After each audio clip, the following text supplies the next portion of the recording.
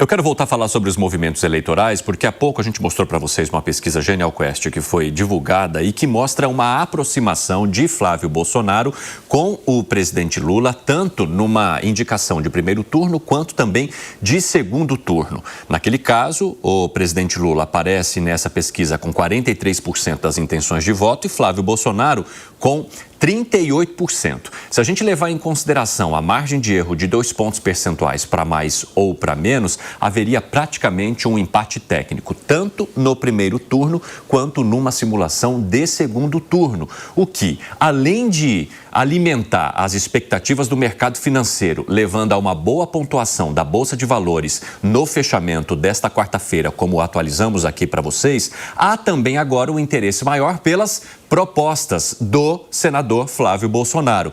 Para avaliar um pouquinho desse debate, eu quero conversar aqui com o nosso Lucas Merreiro, que vai trazer as informações para a gente agora e também a análise dele sobre se essa expectativa em torno de Flávio Bolsonaro pode fazer também, Lucas Merreiro, com que o eleitorado passe a olhar para o nome dele de maneira mais positiva, aumentando a competitividade com o presidente Lula daqui para frente. Como é que você avalia esse cenário? Bom dia. Agora sim, bom dia, Evandro, bom dia, espectadores da Jovem Pan, problemas de áudio resolvidos, vamos para a análise. O senhor Flávio Bolsonaro, é claro, ele vai tentar angariar uma parcela do eleitorado que tem um receio que a direita corte benefícios, corte auxílios. Ora, é justamente o que nós precisamos hoje, um candidato à presidência de direita que esteja disposto a dizer o que vai ser necessário a ser feito para resolver as contas públicas do Brasil. Eu sei que é duro pedir discursos que visem o corte de muitos desses benefícios, mas é o que é necessário. O Brasil está com déficit recorde. Desde 2014 não temos um prejuízo nas contas públicas tão alto. Então, a gente vai precisar de alguém que toque sim o dedo na ferida e diga, olha, certos benefícios, certos auxílios não dão para continuar. Claro, não vamos deixar pessoas desamparadas, é o que deveria ser dito, né?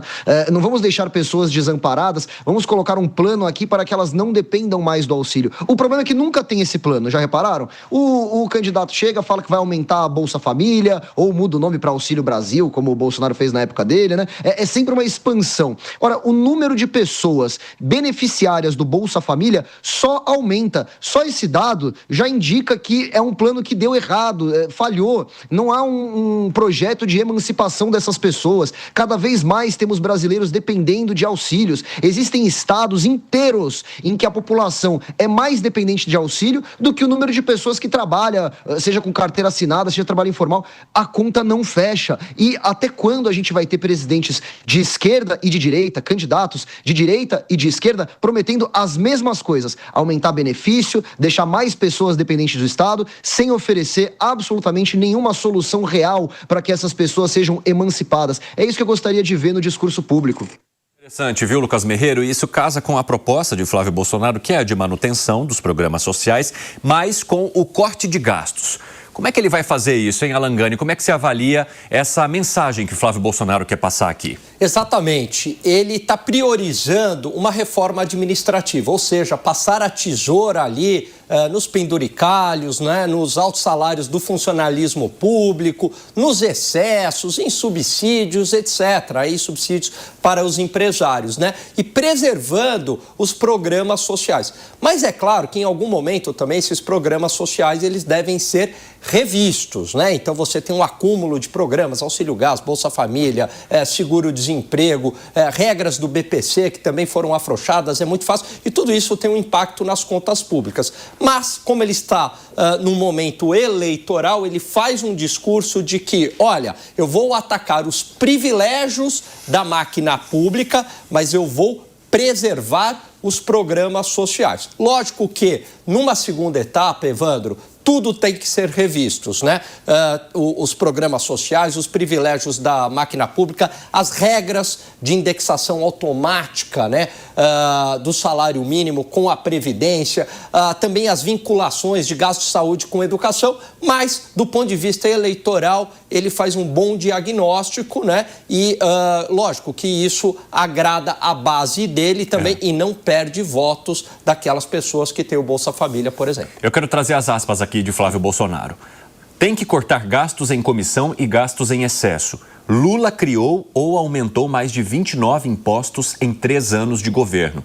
Hoje, a reforma tributária coloca um profissional liberal numa condição de sócio minoritário do seu próprio negócio. Ele tem razão nesse sentido? Ele tem razão. Eu não sei dizer se foram exatamente 29 impostos. Mas quando fala que coloca um profissional liberal numa condição de sócio minoritário, de maneira bastante irônica, obviamente, do seu próprio negócio, é o quê, Ganha? O que ele diz é o seguinte: essa reforma tributária, ela onera principalmente o setor de serviços. E ela traz um aumento do IVA, que é aquele imposto que está embutido no preço das mercadorias, o imposto do consumo. Então, o que ele está falando é o seguinte: olha, você vai pagar mais imposto que está embutido ali no preço das mercadorias, e principalmente o profissional liberal.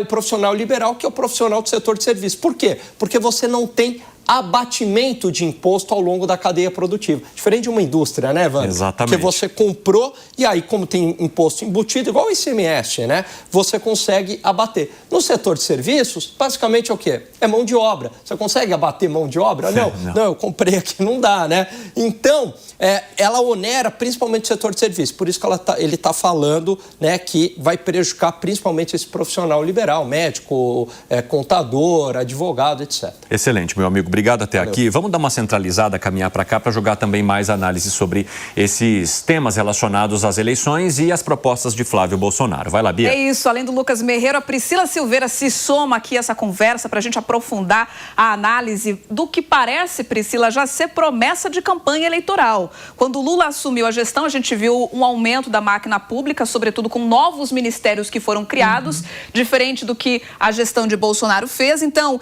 existe realmente essa tendência de que Flávio Bolsonaro consiga cumprir com essa promessa, ou fica realmente ali no gogó, porque isso alimenta e muito a base eleitoral da família Bolsonaro? Bom dia, bem-vinda.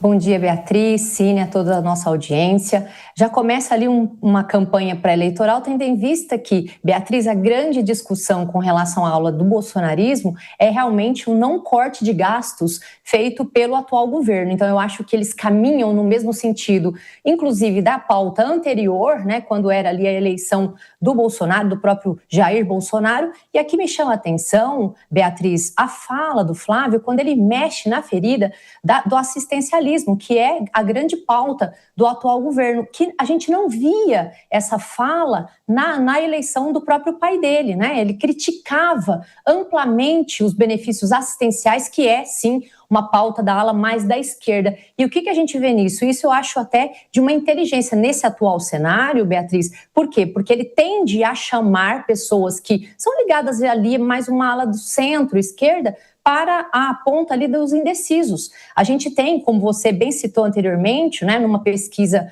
ali sem colocar quem seriam os candidatos, por volta de 65%. E são essas pessoas que definirão o jogo eleitoral do ano de 2026. Então, eu acho que essas ponderações colocadas pelo Flávio, no sentido de falar de corte de gastos, já é uma pauta anterior mesmo. Inclusive, toda pessoa que é contrária ao governo atual lida com essa briga, porque realmente a conta não fecha, e que se eu gasto mais do que eu recebo, obviamente, a crítica sobre a economia, que é o grande eixo e que vai ser a preocupação, inclusive, do atual governo.